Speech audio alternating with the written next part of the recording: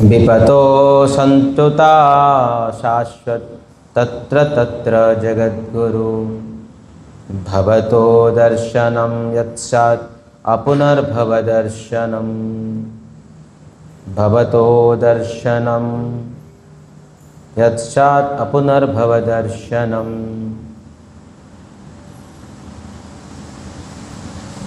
सर्वप्रथमंगा परम पूज्युलु प्रातः स्मरणीय परम आराध्यलु जगद्वंदनीयुलु एसकेएम गोसेवाश्रम संस्था संस्थापकाचार्य मध्य गुरुदेव गुरु कृपामूर्ति विष्णुपाद परमहंस परिप्राजकाचार्य अष्टोत्तर श्रीमद्भक्ति सौध केशव गोस्वामी महाराज वाరి దివ్యపాదంలో ఈ దాస్ అనంత కోటి దండత్ ప్రణామం చేస్తూ వారి అహేతు కృపాభిక్ష ప్రార్థన కోరుతున్నాను।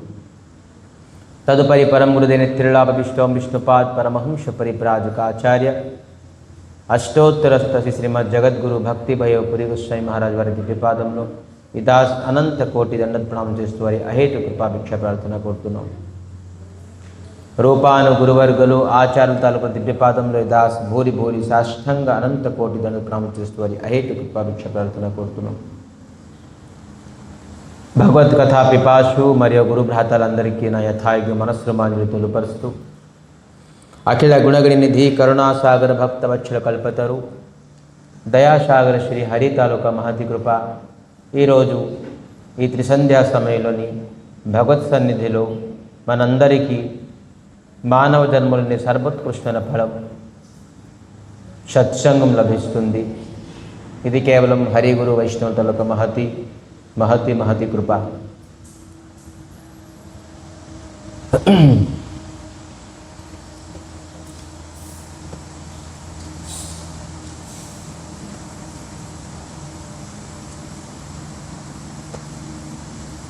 అతి అద్భుతమైన శ్రావణ మాసం, అతి పుణ్యమైన మాసం, అతి పవిత్రమైన మాసం। భూమి తృప్తి చెందుతూ ప్రఖోరమైన ఎండ,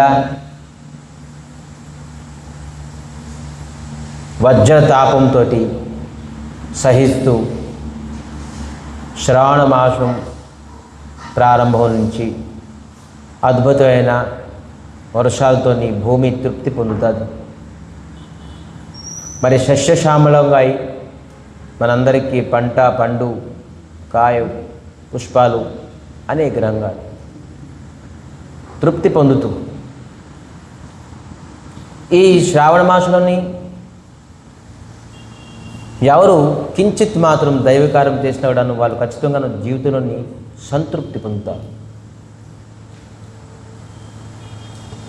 సో అదే అవసరం ప్రకారంగా మనందరికీ ఒక మంచి అద్భుతమైన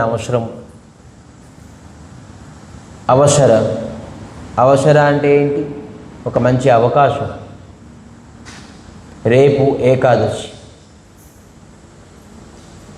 చాలామంది ఏకాదశి వ్రతము ఉపవాసం ఉండాలా, ఖాళీ కడుపులో ఉండాలా, ఇవన్నీ మా వల్ల అవ్వదు, ఆఫీస్కి వెళ్ళాలి, ఉద్యోగంకి వెళ్ళాలి, వ్యాపారం చేయాలి, జర్నీ ఉన్నది,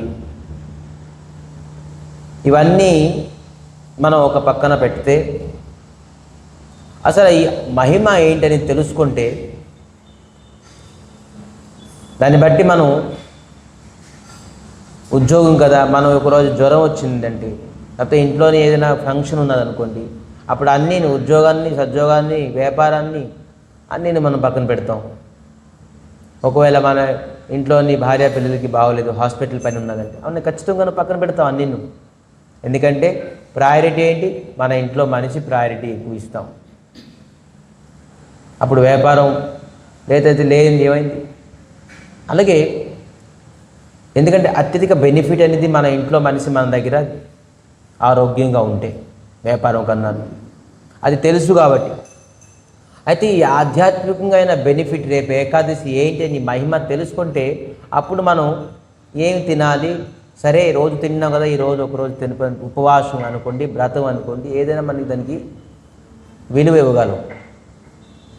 సో ఈ వ్రతం తాలూకా మహిమాన్ని మనం కొంత సమయం చర్చించుకుందాం. శ్రావణ మాసంలో వచ్చిన కృష్ణపక్షంలోని ఏకాదశి తాలూకా మహిమ ఏంటి? జిజ్ఞాస అంటారు దానికి. బ్రహ్మ జిజ్ఞాస. జిజ్ఞాస అంటే తెలుసుకోవడం. ధర్మరాజ్, పాండునందన్ ధర్మరాజ్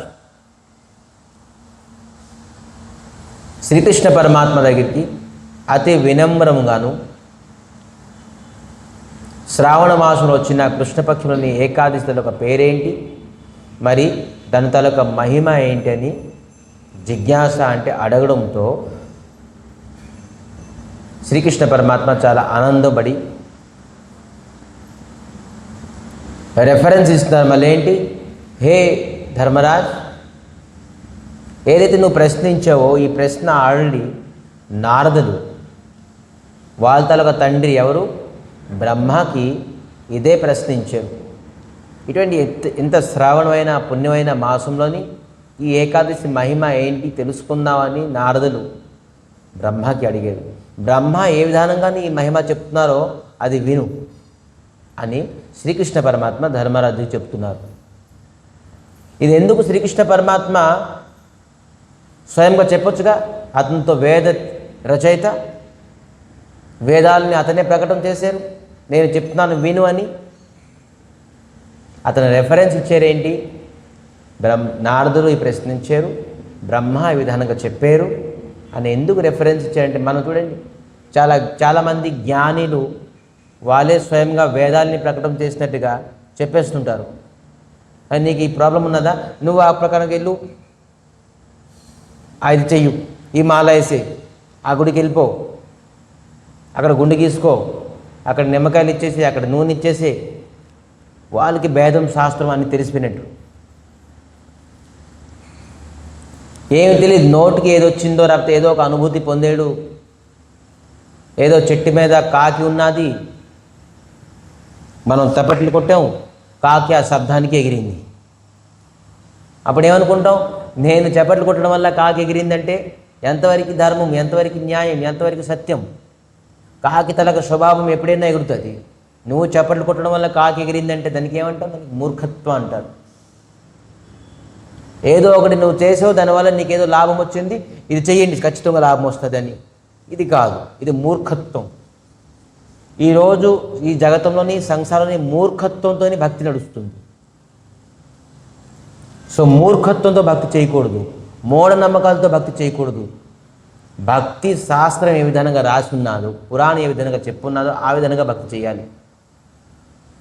అప్పుడు దీనికి సత్యత ఉంటుంది, దాని తాలూకా ఫలితం ఖచ్చితంగా దొరుకుతుంది. సో చప్పట్లు కొట్టడంతో కాకి ఎగరడం అనేది ఎంతవరకు సత్యం? ఆ విధానంగాను మనం ఏది పడితే అది, ఇప్పుడు అందరూ ఇంట్లో ఏంటి, ఆఫీస్లో ఏంటి, ఏది ఎవరికి ఏ సమస్య చెప్తే నువ్వు ఇలా చేయి అలా చేయి అని చెప్పేసి వెంటనే చెప్పేస్తారు సమాధానం. ఎలా చేస్తే అవుతుంది, ఎలా చేస్తే అవుతుంది. వాళ్ళు ఇప్పుడు శాస్త్రం పురాణం చదవలేదు, వినలేదు, తెలుసుకోలేదు. సో అర్హత లేదు మనకి తెలియపోతే, మనం చదవకపోతే, మనం వినకపోతే. ఆ వెండం కూడా ఎవరు పడితే ఎవరు వినకూడదు, గాలిలో వినకూడదు. శాస్త్రం ఎవరైతే చదివి ఉంటారో, అనుభూతి వాళ్ళు ఉంటారో, వాళ్ళు గురు దగ్గర నుంచి వాళ్ళు వినుంటారో అటువంటి వ్యక్తి దగ్గర, సత్పురుషుడు ప్రభుపాదులు ఎప్పుడు రాస్తుంటారు, ఒక అధికారి వ్యక్తి దగ్గర మీరు సత్సంగం వినాలి అని. సత్సంగం ఎవరిది పడితే ఎవరిది వినకూడదు. మాటలు ఎవరు పడితే వాళ్ళ మాటలు మనం వినకూడదు. ఒక అధికారి వ్యక్తి, ఆ అధికారి వ్యక్తి అంటే ఎవరు అనేది మనం తెలుసుకోవాలి. ఆ అధికారి వ్యక్తి దగ్గర మనం ఏదైతే కథ వింటామో, జీవితం తాలూకా మార్గం తెలుసుకుంటామో దానికే సత్సంగం అని అంటారు. అటువంటి సత్సంగంలోని ఈరోజు ధర్మరాజ్ స్వయంగా శ్రీకృష్ణ పరమాత్మ దగ్గర సత్సంగాన్ని లభించుకుంటున్నారు. మరి చెప్తున్నారు, నారదులు కూడాను బ్రహ్మకి ఈ విధంగా జిజ్ఞాస చేశారు, బ్రహ్మ ఏ విధంగా చెప్తున్నారు వినండి. గాలిలో మాట్లాడే శ్రీకృష్ణుడు కూడా అన్నాడు, నేను చెప్తున్నాను విను అని చెప్పేసి. అతను మళ్ళీ రెఫరెన్స్ ఇచ్చారు. ఏంటి? బ్రహ్మ చెప్తున్నారు. బ్రహ్మకి ఎవరు చెప్పారు? బ్రహ్మాలకి వేదం ఇచ్చేసి స్వయంగా భగవంతుడు చెప్పారు. చుట్టూ చూస్తే అదే వస్తుంది. కానీ బ్రహ్మ ఏ విధంగా చెప్పారు అంటే, ఈ శ్రావణ మాసంలోని కృష్ణపక్షంలో వచ్చిన ఏకాదశి పేరు కామిక ఏకాదశి. దీనికి ఒక పేరు ఉన్నది. ఎందుకంటే 24 ఏకాదశిలోని అందరికీ ఒక పేరు ఉన్నది. సో ఈ పేరు కామిక ఏకాదశి. ఎవరైతే ఈ ఏకాదశి వ్రతం చేస్తారో ధ్యానంగా వినాలి. ఒక్కొక్క లాభం మీరు కూడా వినండి. మళ్ళీ చెప్పాలి నాకు ఒక్కొక్క లాభాలు చెప్తున్నారు ఇక్కడ స్వయంగా భగవంతుడు.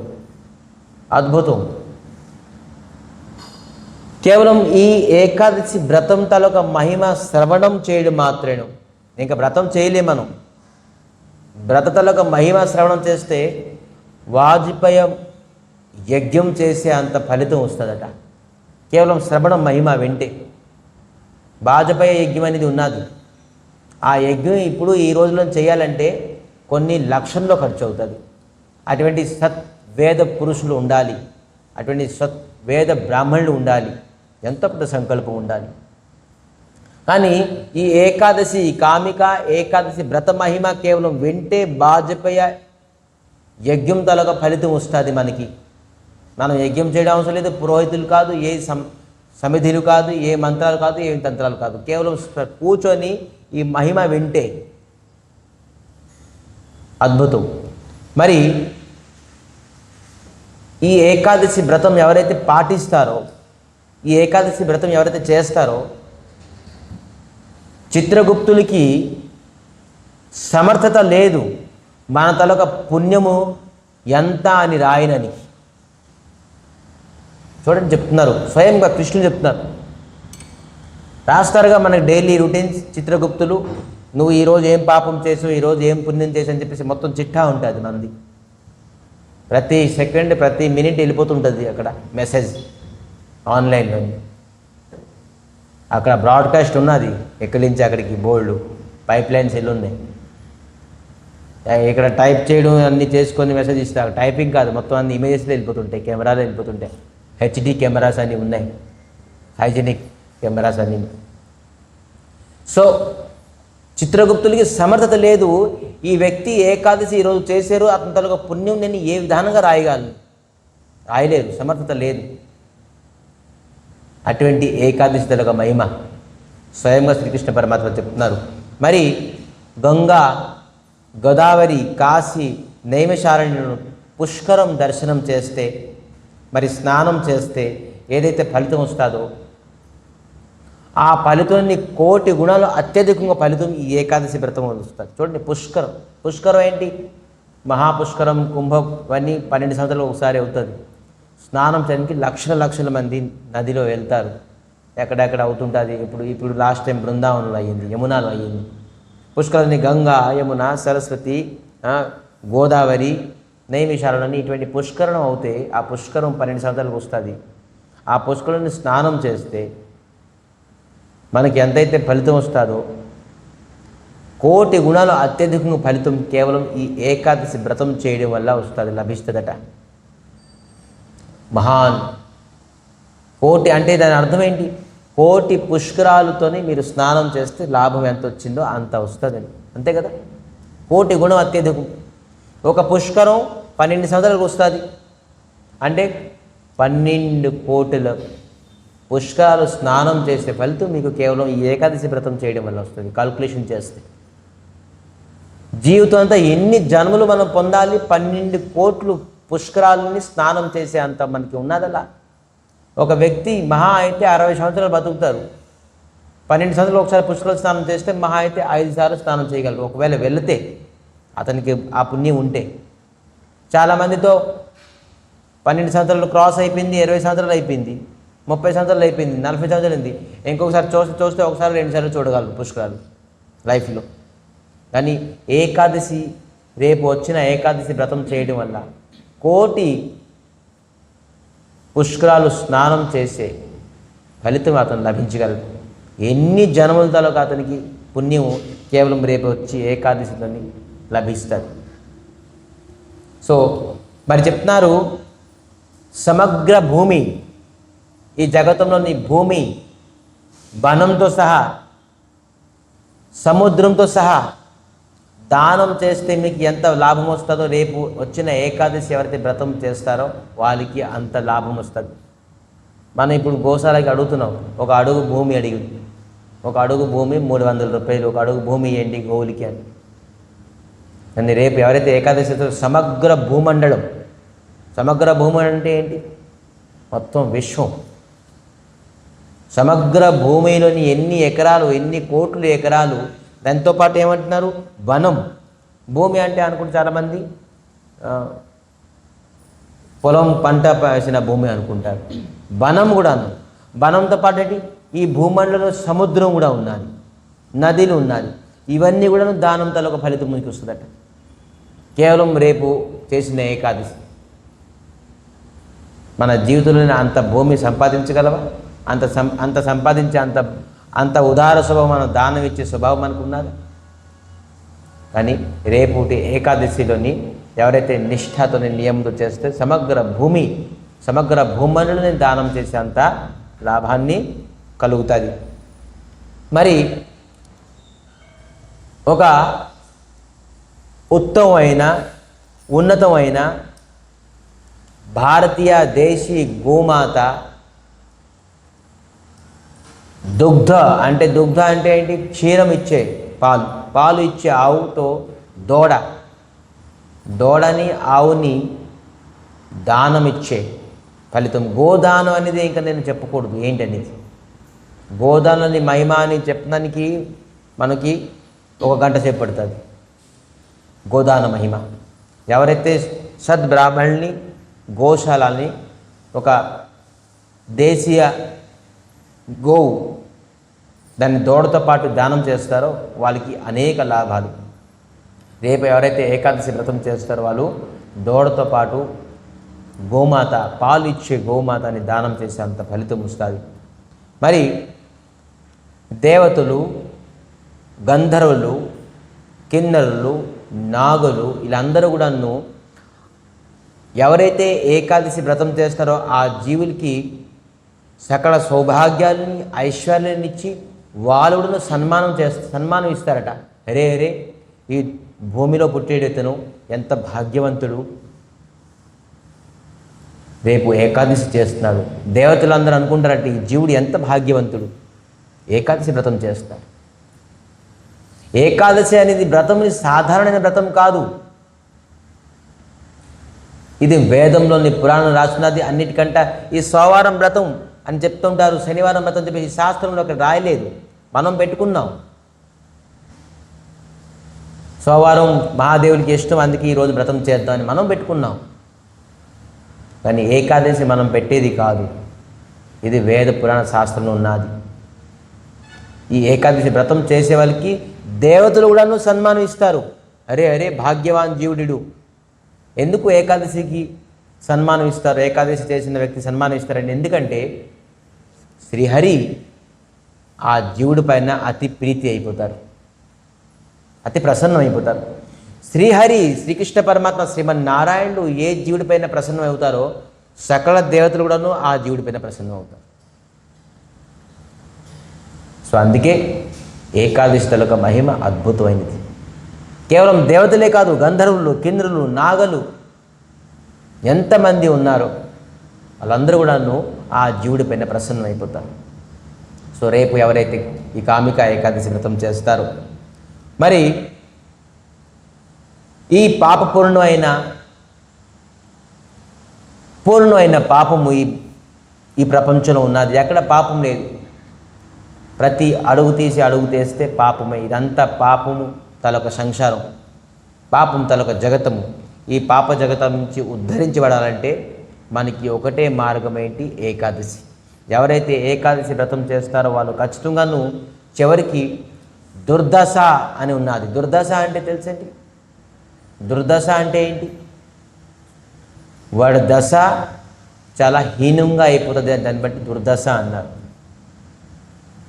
ఏ జీవి ఎవరైతే ఏకాదశి వ్రతం చేస్తారో మరి 84 లక్షల జీవరాశిగా మరి ఎప్పుడు పుట్టరు. ఎవరైతే ఈ శరీరం విడిచిపెట్టేసి మళ్ళీ 84 లక్షల జీవరాశిగా పుడతారో వాళ్ళకి దుర్దశ పట్టింది అంటారు. వీడి దశ చాలా హీనమైపోయింది. ఒక వ్యక్తిది డబ్బులు పోవడం వల్ల, లేదంటే ఉద్యోగం పోవడం వల్ల, భార్య పిల్లలు ఇల్లు వాకులు పోవడం వల్ల వాడు దుర్దశ అవ్వలేదు.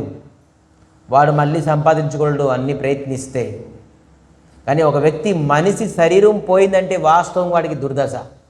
మనిషి శరీరం పోయి నీచి యోని జన్మము పుట్టాడంటే వాడు వాస్తవమైన దుర్దశ. ఒక్కసారి మనిషి జన్మము పుట్టిన తర్వాత చనిపోయామనుకోండి, చనిపోయిన తర్వాత ఒకవేళ మనం పశుపక్షులుగా మనం పుట్టామనుకోండి, మళ్ళీ మనం తిరిగి మనిషి జన్మం పొందాలంటే కొన్ని లక్షల సంవత్సరాలు వేక్షించాలి. కేవలం పశుపక్షుల పుట్టి చనిపోయి అనేక పక్షులు, చెట్లు, పొట్లు ఈ విధానంగా పుడుతూ ఎన్ని జన్మలు పుట్టాలన్నది 84 లక్షలు జన్మగా పుట్టాల్సి వస్తుంది. ఇది వాస్తవమైన దుర్దశ ఒక వ్యక్తికి. చెప్తున్నారు, ఇప్పుడు ఏదో కరోనా వచ్చింది అనుకోండి, ఆ కరోనా వస్తే ఆ శరీరం పోతుంది, కరెక్టే. కానీ మనసుకి కరోనా వచ్చింది అనుకోండి, మనసుకి వైరస్ తెలుసా, మనసుకి వైరస్ అని ఉన్నది. ఈ మానసిక వైరస్ ఎవరికి వచ్చిందో వాడికి కొన్ని జన్మల తాలూకా నష్టం అయిపోతుంది. కేవలం కరోనా వస్తే ఈ జన్మం నష్టం అయిపోయింది, పోయింది ఈ శరీరం. కానీ మనసుకి కరోనా వచ్చేసింది అనుకోండి, మనసుకి వైరస్ వచ్చింది అనుకోండి, వాడు కొన్ని కోట్ల జన్మం తాలూకా నష్టం అయిపోతుంది. సో దాంట్లో నుంచి రక్షించబడాలంటే ఇటువంటి పవిత్రమైన ఏకాదశి సత్సంగులను కూర్చోవాలి, ఏకాదశి వ్రతం చేయాలి. ఒక వ్యక్తి ఏకాదశి వ్రతం చేయడం వల్ల వాడు మనసు చాలా నిర్మలం అయిపోతుంది. తను ఎప్పుడు యమలోకానికి దర్శనం చేసుకోడు, యమలోకానికి ఎప్పుడు వెళ్ళలేడు, వెళ్ళడానికి అవకాశం ఉండదు. మరి యముడు ఎప్పుడు కూడాను అటువంటి శరీరానికి, ఏ శరీరం అయితే ఏకాదశి వ్రతం చేశారో ఆ శరీరానికి ఎప్పుడు కూడాను స్పర్శించరు యముడు. సో ఏకాదశి వ్రతం తలొక మహిమ. మరి ఈ ఏకాదశిని విశేషం చేయవలసింది ఏంటి? నవధాన్యాలని విడిచిపెట్టాలి. అన్నం, పప్పు, కూర అన్ని, ఫలాలు తీసుకోవచ్చు, పాలు తీసుకోవచ్చు, పెరుగు తీసుకోవచ్చు, డ్రై ఫ్రూట్స్ తీసుకోవచ్చు, సగ్గుబియ్యంతో ఉప్మా చేసుకోవచ్చు, కానీ పచ్చిమిరకాయలు గట్రా వేయకూడదు. ఇటువంటిది పవిత్రమైన తినొచ్చు. ఉపవాసం అంటే కేవలం ఖాళీ కడుపులో కాదు, చక్కగా ఫ్రూట్స్ తీసుకోవచ్చు, బటర్ మిల్క్ తీసుకోవచ్చు, కానీ నవధాన్యాల్ని విడిచిపెట్టాలి. చాలామంది ఇక్కడ ఏం చేస్తారు, ఏకాదశి వ్రతం చేస్తే గోధుమ రవ్వ హల్వా తీసుకుందాం అంటారు. అయిపోయింది, నవధాన్యాలే, గోధుమలు కూడాను. లేదంటే ఏమంటారు, పెద్ద గోధుమ రవ్వ అంటే దానికి, అది కూడా తీసుకుందాం. ఏది తీసుకున్నా కూడాను ఉపవాసం వ్రతం నష్టం అయిపోతుంది. సో నవధాన్యాలు తీసుకోకుండాను వ్రతం తాలూకు ప్రసాదం అనేది అనేకం ఉన్నాయి. సో అవన్నీ తీసుకోవచ్చు. మరి ఈ ఏకాదశి వ్రతం అనేది ఒక శరీరానికి భౌతిక లాభం కూడా ఉన్నది తెలుసా. కేవలం ఆధ్యాత్మిక లాభం ఉన్నది. ఒక వ్యక్తి ఆత్మని జాగృతి చేయగలడు. అంటే ఏంటి? నేను శరీరం కాదు, నేను ఆత్మ. స్వామి, ఆత్మ శరీరం మనకి ఎక్కుకుంటుంది అని చెప్పి చెప్తాను. నేను ఎప్పుడూ చెప్తుంటాను, ఏంటి, నేను నా ఇల్లు, నేను ఇల్లు కాదు.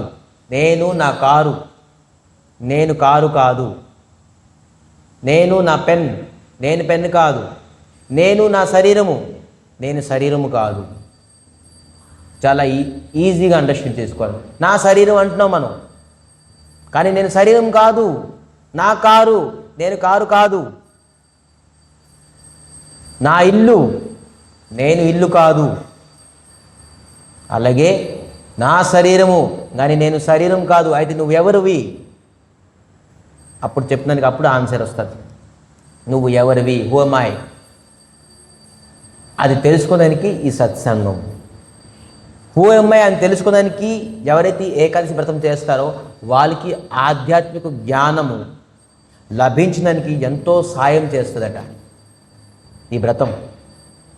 ఈ వ్రతం తలక శక్తి ఒక వ్యక్తికి ఆధ్యాత్మిక జ్ఞానం ఇవ్వడానికి చాలా వరకు శక్తిని ఇస్తుంది. ఆధ్యాత్మిక జ్ఞానం అంటే ఏంటి?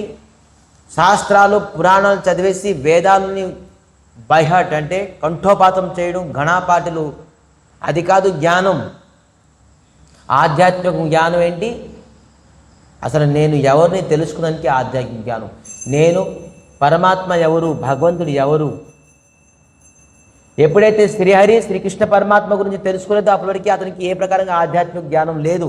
భలే అతనికి అనేక శ్లోకాలు వచ్చు, అనేక మంత్రాలు వచ్చు, అనేక తంత్రాలు వచ్చు, పూజ విధానం, హోమం, యజ్ఞం, తపస్సు అన్నీ వచ్చు వాడికి. కానీ శ్రీహరి గురించి తెలుసుకోలేదో వాడికి 0% ఆధ్యాత్మిక జ్ఞానం. ఆధ్యాత్మికం అంటే శ్రీహరి. శ్రీహరి నుంచే ప్రారంభమవుతుంది ఆధ్యాత్మికం. ఆధ్యాత్మికం శ్రీహరిని విడిచిపెట్టేసే ఆధ్యాత్మికం ఎక్కడ లేదు. సో అందుకే బ్రహ్మాది, ఇంద్రాది, మహాదేవులు, శివుడు అందరూ కూడా తెలుసుకున్నారు శ్రీహరి గురించి. 33 కోట్ల దేవతలు కూడా శ్రీహరితలకు అంతు చెక్కలేకపోతున్నారు. అనంత వాసుదేవులు అనంత ముఖములించి శ్రీహరితలకు ఆ గుణగణాలను కీర్తిస్తున్నారు. సో విధానంగాను ఏకాదశి వ్రతం తాలూకా మహిమ. మరి ఈ ఏకాదశిలో విధి చూడండి. ఎవరైతే రేపు ఏకాదశి తులసి, మంజరి అంటే దళం, కోమలమైన తులసి దళం ఎవరైతే భగవంతుడు శ్రీహరి శ్రీకృష్ణ పరమాత్మలకు పాదపద్మాలను సమర్పిస్తారో వాళ్ళు ఈ ప్రపంచంలోని ఎంత విలువైన వస్తువు కూడాను అది తక్కువే. ఎవరైతే శ్రీహరికి రేపు తులసిని అర్పితం చేస్తారు. మామూలుగా ఈ ఏకాదశి మహిమలు చెప్తున్నారు. 1 కిలో బంగారం ఒక సద్బ్రాహ్మణునికి దానం చేస్తే ఎంతైతే ఫలితం వస్తుందో రేపు కేవలం తులసి దళం శ్రీహరికి సమర్పించడం వల్ల మనం 1 కిలో బంగారం ఒక సద్బ్రాహ్మణునికి దానం చేసినంత ఫలితం వస్తుందట. చూడండి, కిలో బంగారం, 1 తులం బంగారమే మనకు కొనలేకపోతున్నాం ఇప్పుడు. కిలో బంగారాన్ని దానం చేస్తే స్వర్ణదానం అని చెప్పారు దీనికి. స్వర్ణదానం ఎంత? 1 కిలో. 1 కిలో స్వర్ణదానం మనం దానం చేస్తే ఎంతైతే లాభమో కేవలం శ్రీహరి తల ఒక పాదపద్మంలోని మనం తులసిని సమర్పిస్తే భక్తితో అంటే ఎలా చేయాలండి? ఇది సమర్పించైతే మనం ఎలా పెట్టేస్తాం, కానీ భక్తితో అంటే ఏంటి? హరే కృష్ణ కృష్ణ కృష్ణ హరే హరే, హరే రామ రామ రామ హరే హరే. ఈ నామస్మరణం చేసి ఎవరైతే సమర్పించేస్తారో అది భక్తి. భక్తి అంటే ఏమనుకున్నారు? ఇది చెట్లకి పొట్లకి బిగ్ బజార్లోని లేకపోతే సూపర్ మార్కెట్లో దొరుకుతుంది అనుకున్నారు. భక్తి లేదు. హరినామ స్మరణమే భక్తి. ఎవరైతే నామస్మరణం చేస్తున్నారో దానికి భక్తి అన్నారు. అందుకే భక్తితో అంటే హరే కృష్ణ కృష్ణ కృష్ణ హరే హరే, హరే రామ రామ రామ హరే హరే నామస్మరణం చేసి ఎవరైతే రేపు అందరూ ఒక సంకల్పం చేసుకోవాలి. అట్లీస్ట్ 11 దళాలు స్వామికి, 21 దళాలు.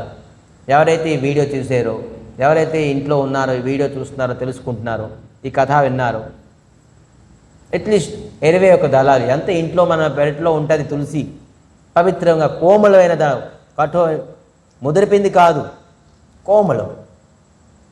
కోమలమైన దళాల్ని ఈ ఫింగర్ టచ్ చేయకూడదు. ఈ ఫింగర్ టచ్ చేయకుండా నువ్వు చయనం చేయాలి. తెంపడం అని చెప్పి చెప్పకూడదు, శబ్దం మంచిది కాదు. తులసిని తెంపాలి అని కాదు, చయనము.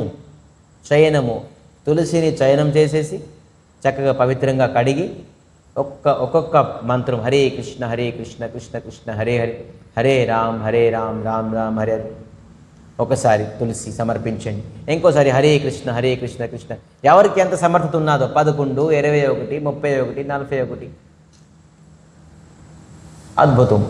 చూడండి, 1 తులసి దళంలో 1 కిలో బంగారం, మరి 4 కిలోలు వెండి అట చెప్తున్నారు. అది స్పష్టంగా రాస్తున్నారు. 1 కిలో బంగారం, 4 కిలోలు వెండి దానం చేస్తే, ఈరోజు వెండి కూడా కొండం చాలా కష్టం. బంగారంతో విడిచిపెట్టేసింది. వెండి కూడా చాలా రేటు పెరిగిపోయింది. 4 గుణాలు, ఒక సంవత్సరంలోని 4 గుణాలు పెరిగిపోయింది. సో 4 కిలో వెండి దానం చేస్తే సద్బ్రాహ్మణుడికి ఎంతైతే లాభమో, రేపు శ్రీహరిని, శ్రీకృష్ణ పరమాత్మ శ్రీమన్నారాయణ్ణి తులసి దళం సమర్పించడంలో అంత లాభం వస్తుంది. సో ఎందుకు ఈ లాభం తీసుకోకూడదు మనం? ఈ లాభం గురించి మనం ఉపవాసం ఉండడం తప్ప? ఈ లాభం గురించి ఉపవాసం అంటే ఏంటి? చక్కగా తినండి, పళ్ళు, పెరుగు, మజ్జిగ, పాలు, డ్రై ఫ్రూట్స్. లేపైన పక్షులని రేపు ఎస్కేసీఎం గోసేవాసనకు 12:30కి వచ్చేసేయండి. మీకు మంచి ప్రసాదం, ఏకాదశి ప్రసాదం ఉంటుంది. అద్భుతంగా కడుపు నిండుగా తినవచ్చు. ఆ ప్రసాదం తినడం వల్లని మీ వ్రతం నష్టం అవ్వదు. సో విధానంగాను సూర్యగ్రహణంలోని అన్నిటికంట కురుక్షేత్రంలోని స్వర్ణదానము, 1,000,000 గోల్ని దానం చేస్తే విధి ప్రకారంగా, విధిపూర్వకంగా అని చెప్పి చెప్తున్నారు. విధిపూర్వకంగా అంటే ఏంటి? విధిపూర్వకంగా అంటే శాస్త్రాన్ని, పురాణాలన్నీ ఏ విధంగా దానం చెయ్యాలి ప్రక్రియ ఉన్నదో ఆ విధిపూర్వకంగాను 1,000,000 గోల్ని ఎక్కడ? కురుక్షేత్రంలోని. ఎప్పుడు? సూర్యగ్రహణంలోని స్వర్ణము మరి గోల్ని, 1,000,000 గోల్ని మనం దానం చేస్తే ఎంతైతే లాభం వస్తుందో రేపు ఏకాదశి వ్రతం చేయడం వల్ల అంత లాభం వస్తుంది. చెప్పండి, మీ జీవితాలని మనం ఇటువంటి పుణ్యం చేయగలం. అందుకే చెప్పేశారు కృష్ణుడు, నా చిత్రగుప్తుడికి సమర్థత లేదు రాయడానికి. ఈ వ్రతం ఎవరైతే చేస్తారో అందులో ఒక మహిమ. ఇంకా మరి ఏం చెప్తున్నారు? నరకానికి ఇప్పుడు దర్శించుకోలేము. మరి ఇది శరీరానికి ఒక రీసెట్ బటన్ చూసారా? ఒక ఆప్షన్ ఉంటుంది మొబైల్కి, రీసెట్ కొట్టడం అని. మొత్తం అంతా వైరస్ అన్నీ పోతే క్లియర్ అయిపోతుంది. ఈ రీసెట్ మన శరీరాన్ని కూడాను ఏదైతే వైరస్ ఉన్నదో రేపు ఉపవాసం చేయడం వల్ల, ఒకరోజు మనం ఎంటీ స్టొమాక్ ఉన్నాం అనుకోండి, మనలో వైరస్ అంతా మొత్తం అంతా వెళ్ళిపోతుంది. మనం ఫుడ్లోనే జంక్ ఫుడ్, మరి ఫుడ్లోంచి వైరస్ వెళ్తుంది. ఏదైనా వైరస్ ఎక్కడికి గాల్లో వచ్చేది మన రోజుకి మనం తినే ఫుడ్లోని. రేపు ఏదైతే మనం ఎంటీ స్టొమక్ అనుకోండి, ఫుడ్ కంట్రోల్ చేసి తిన్నాం అనుకోండి, మనం మొత్తం శరీరం రీసెట్ అయిపోతుంది. ఈ పాచన తంత్రం అంటే డైజెషన్ సిస్టమ్ మళ్ళీ ఫ్రెష్ అయిపోతుంది. మళ్ళీ దీనికి పవర్ దొరికిపోతుంది, దీనికి రెస్ట్ కొద్ది దొరుకుతుంది. ఒక వ్యక్తికి రెస్ట్ దొరికిన తర్వాత పని చేయమని చెప్తే బాగా చేయగలడు. రెస్ట్లెస్ చేయకుండా పని చేయమంటే వాడు చేస్తాడా? మన రోజుకి 3 పూటలు రెస్ట్లెస్కుండాను ఈ పాచన శక్తికి రెస్ట్లెస్ ఇస్తున్నాం. తినడం అంట. మీరు తినడమే 5 నిమిషాలే కానీ దాన్ని డైజెషన్ చేయడానికి 3 గంటలు పడుతుంది, 4 గంటలు పడుతుంది. చూడండి, తిన్న తర్వాత 7 గంటల వరకు మీరు యోగా చేయకూడదు, ఎక్సర్సైజ్ చేయకూడదు. తెలుసా ఎందుకు? మనం తినే తిండి 7 అవర్స్ పడుతుంది మొత్తం కంప్లీట్గా డైజెస్ట్ చేయడానికి. మరి ఎవరైతే మాంసాహారం తింటారో, అది ఇక్కడ చెప్పకూడదు కానీ చెప్తున్నాను, మాంసాహారం తినే వ్యక్తికి మొత్తం ఈ డైజెషన్ అవ్వడానికి 7 డేస్ పడుతుంది. ఈరోజు మీరు మాంసం తిన్నారనుకోండి, ఆ శరీరం నుంచి మీరు మొత్తం డైజెషన్ అవ్వడానికి 7 డేస్ పడుతుంది. చూడండి, అందుకే ఇది చెప్తే ఎవరు గుడికి రారు రేపటి నుంచి. మాంసాహారం తినే వ్యక్తి 7 డేస్ వరకు శ్రీహరిని దర్శించకూడదు. నిన్నే తినేసి వచ్చామండి మేము. లేదు వీళ్ళు పొద్దున్నే ఫీస్ట్ అని అనుకుంటారు. మళ్ళీ నేను పవిత్రంగా స్నానం చేసి శ్రీహరిని భక్తి చేయడానికి వచ్చాను. మీరు భక్తి చేయడానికి వచ్చారా, పాపం చేయడానికి వచ్చారా? ఇలా గుడిలో చెప్తే ఎవరు రేపు రారు. బాబు ఆ గుడికి వెళ్ళకూడదు, మాంసం తిన్నాం మనం. కానీ వాస్తవం శాస్త్రం చెప్తుంది, ఎవరైతే 7 డేస్, అందుకే తిరుపతికి వెళ్ళినప్పుడు చూడండి, నెల ముందు 15 రోజుల ముందు కడియం వేసుకొని మాంసాహారాన్ని విడిచిపెట్టేస్తారు. చూసారా? తెలుసా? ఎందుకంటే కొండపై వెళ్తాం, అందుకే బాబు మాంసాహారం విడిచిపెట్టేసామని. ఎందుకంటే అన్ని రోజుల ముందు విడిచిపెడితే మన శరీరంలో ఆ మాంసం ఉండదు, పవిత్రంగా వెళ్ళి దర్శనం చేసుకోవచ్చు శ్రీహరికి అని. అందుకే మనం మాంసాహారం తిని 7 డేస్ వరకు శ్రీహరిని దర్శించుకోకూడదు. ఒకవేళ దర్శించుకుంటే మనం చేసింది పాపము. అయితే ఈరోజు ఎంతమంది పాపం చేస్తున్నారు, ఎంతమంది శ్రీహరిని దర్శనం చేసుకొని పుణ్యం చేస్తున్నారు? అర్హు, అటువంటి వ్యక్తి అర్హు. సో ఈ విధానంగాను మరి ఈ ఏకాదశి వ్రతం పాటించడం వల్ల తెలిసి కొన్ని పాపాలు మనం చేసి ఉంటాం. మనసు ఇంద్రియాల్ని సంయమం చేయకుండాను కొన్ని తెలిసి మనం పాపం చేసి ఉంటాం, కొన్ని తెలియక చేసి ఉంటాం. అజ్ఞానంతో చేసి ఉంటాం, జ్ఞానం ఉండి చేసి ఉంటాం. ఆ తెలిసి తెలియక పాపం కూడాను ఎవరైతే రేపు ఏకాదశి వ్రతం చేస్తారో మొత్తం నష్టం అయిపోతాం. మరి చెప్తున్నారు ఏంటంటారు, ఒక శబ్దం పెడుతున్నారు. ఏంటి? ఆ జన్మ పాపము. ఆ జన్మ పాపం అంటే ఏంటి? నువ్వు పుట్టిన నుంచి చేసిన పాపము కూడాను నష్టం అయిపోతుంది. పుట్టిన నుంచి ఇప్పటి నుంచి ఎంతైతే పాపం చేసావో ఆ జన్మ పాపం కూడా నష్టం అయిపోతుందని చెప్పి చెప్తున్నారు. అరే ఇటువంటి వ్రతం ఉన్నదా?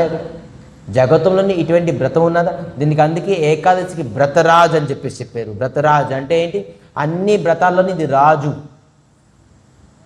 రాజుకి ఎలాగ పవర్స్ ఉంటాయి, ఎంత ఐశ్వర్యం ఉంటుంది, ఎంత శక్తి ఉంటుంది, ఎన్ని సైన్యాలు ఉంటుంది, ఎంత ఎంత బంగ్లా, ఎంత సన్మానం. రాజుతో పోల్చారు. ఎందుకు? రాజుకి అంత ఐశ్వర్యం, అంత శక్తి, అంత బలం, అంత బుద్ధి, అంత అన్ని క్వాలిఫికేషన్స్, అంత ఐశ్వర్యం ఉంటుంది. కాబట్టి ఈ వ్రతంకు కూడాను అంత క్వాలిటీ, అంత ఐశ్వర్యము, అంత భైవము, అంత శక్తి అన్నీ ఉన్నదని రాజుతో పోల్చారు. వ్రతంలో అన్ని వ్రతాల్లోని ఇది రాజు అని చెప్పారు. వ్రతరాజ్. మరి రాజు దగ్గర మనం రాజుని శరణం కోరుకుంటే మనకి ఎవరు ఏం చేయలేరు. ఇటువంటి వ్రతం తాలూకు రాజుని ఏకాదశిని మనం శరణం కోరుకుంటే మనం ఇంకా ఏ వ్రతం చేయడం అవసరం లేదు. 15 రోజులకు ఒకసారి వ్రతం, ఈ ఏకాదశి వ్రతం వస్తుంది. సో ఈ వ్రతం చేయడం వల్ల మనం ఏమంటున్నారు, దీనికి కామదా ఏకాదశి అన్నారు. ఇది కల్పవృక్ష తుల్యము. ఈ ఏకాదశి వ్రతం ఎవరైతే చేస్తారో కల్పవృక్షం కిందన కూర్చొని వాళ్ళు అడిగిన కోరికలన్నీ తీరుతాయి. వాస్తవంగా శ్రీహరిని భక్తి చేయడానికి భక్తితో రేపు ఏకాదశి చేస్తారో వాళ్ళు చేసిన సంకల్పము, వాళ్ళకి కోరిక ఏదైతే ఉన్నదో ఖచ్చితంగా అది పూర్తి అవుతుంది. ఆ కోరిక కూడా ఏ విధానంగా ఉండాలి? ఎవరికి అన్యాయం అత్యాచారం ఉండకుండా అటువంటి కోరిక కోరుకో. వాడు పాడైపోయి అందుకే నేను వ్రతం చేస్తున్నానంటే ఆ వ్రతం పనిచేయదు. వాడు నష్టం అయిపోయి వాడి వ్యాపారం పోవాలంటే మీకు వ్రతం పనిచేయదు. ఎవరికి హాని అవ్వకుండా, కోరిక అవ్వకుండా వాస్తవంగా మీరు కోరుకున్నారనుకోండి, రేపు ఏకాదశి వ్రతము చేయడం వల్ల ఆ కోరిక ఖచ్చితంగా మీకు తీరుతుంది. సో విధానంగాను ఒక్క ఏకాదశి చెప్తున్నారా, 1 idea can change your life అంటున్నారా? ఏదో ఉన్న స్లోగాన్ ఉండేది, ఇది ఐడియా తాలూగా పంచలైన్ అంటారు దీనికి. కానీ ఒక్క ఏకాదశి మన జీవితానికి చేంజ్ చేస్తుంది. వాస్తవంగా ఎవరైతే భక్తితోని ఒక్క ఏకాదశి చేస్తారో అతనికి శ్రీహరి ఎప్పుడు విడిచిపెట్టడు. సో రేపు మనకు అవకాశం ఉన్నది. ఇటువంటి పుణ్యమైన పవిత్రమైన శ్రీహరి శ్రావణ మాసంలోని పుట్టారు. అఖిలాండ నాయకుడు శ్రీకృష్ణ పరమాత్మ పుట్టిన నెల కూడా శ్రావణ మాసమే. అటువంటి పవిత్రమైన శ్రావణ మాసంలోని ఈ ఏకాదశి వ్రతం రేపు ఒక మంచి అద్భుతమైన అవసరము మనందరికీ. అవసరం కాదు, అవకాశం. ఈ ఏకాదశి వ్రతం చేస్తూ మన జీవితాన్ని చరితార్థం చేసుకుందాం. ఇటువంటి ఫలితాలు మన జీవితంలో ఎప్పుడు కూడా పొందలేము. మళ్ళీ వచ్చే సంవత్సరం శ్రావణ మాసంలోని ఏకాదశి మనం చేయగలమో లేదో తెలియదు. కానీ రేపు ఇటువంటి మహిమగలమైన ఏకాదశి మనకి అవసరం వచ్చింది, మనకి అవకాశం వచ్చింది. కాబట్టి రేపు పవిత్రంగాను భక్తితోని రేపు స్వామివారికి తులసి దళాలతోని మరి దీపం మహిమ కూడా ఉన్నది సుమా. దీపం ఎవరైతే స్వామికి అర్పితం చేస్తారో వాళ్ళు పితృలోకంలో కూడాను వాళ్ళు వైకుంఠానికి వెళ్తారట.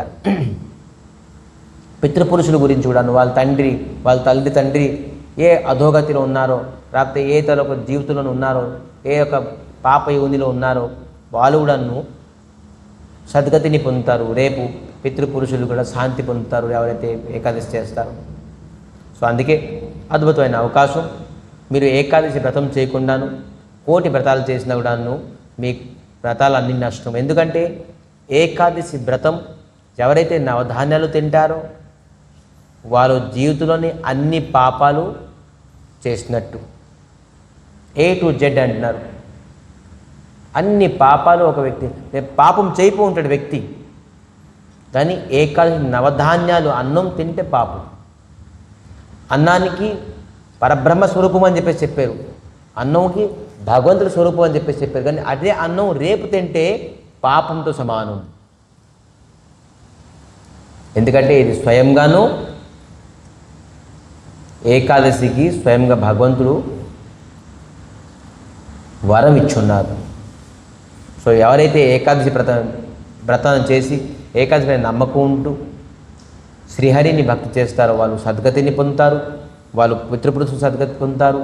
మరి జీవితంలోని సుఖం, శాంతి, అనేక సౌభాగ్యాలు వాళ్ళు పొందగలరు అని చెప్పేసి ఈ ఏకాదశులకు వ్రతం మహిమ ఇక్కడ సమాప్తి చేస్తూ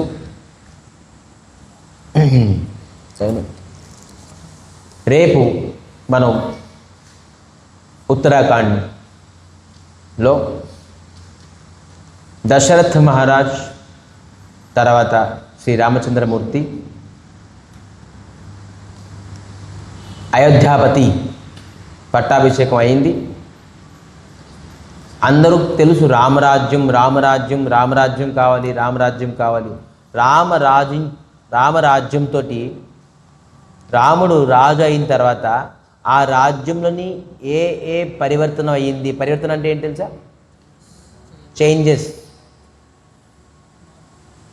మార్పులు అయ్యాయో, ఏ విధానంగానూ ప్రకాశించబడ్డాదో అని మనం సంక్షేపంగా రేపు తెలుసుకుందాం. ఎప్పుడైతే హృదయమైన సింహాసనంలోని శరీరమైన అయోధ్యలోని సీతారాములు ఎప్పుడైతే మన హృదయ సింహాసనంలో కూర్చుంటారో ఏ విధానంగా అయోధ్యలోని లాభాలు పొందారో అదే మన శరీరంలో పొందగలం. సో అద్భుతమైన చరిత్ర రేపు మనం తెలుసుకుందాం. రామరాజ్యంలోని ఏదేవైతే వచ్చాయో, ఏవే లాభాలు వచ్చాయో తులసీదాస్ చెప్తున్నారు. 16 లాభాలు అని చెప్తున్నారు. దానికి అనేక వరకు ఉన్నాయి. ముఖ్యమైన లాభాలు ఒక్కొక్కటికి మనం వ్యాఖ్య చేసుకోవాలి. అద్భుతం చరిత్ర. చెప్పాలంటే ఉత్తరాఖండ్ రామరాజ్యం చాలా సుఖం, శాంతి వచ్చింది, అందరూ సంతోషంగా ఉన్నారు అని చెప్పేసి చెప్పొచ్చు. కానీ ఒక్కొక్క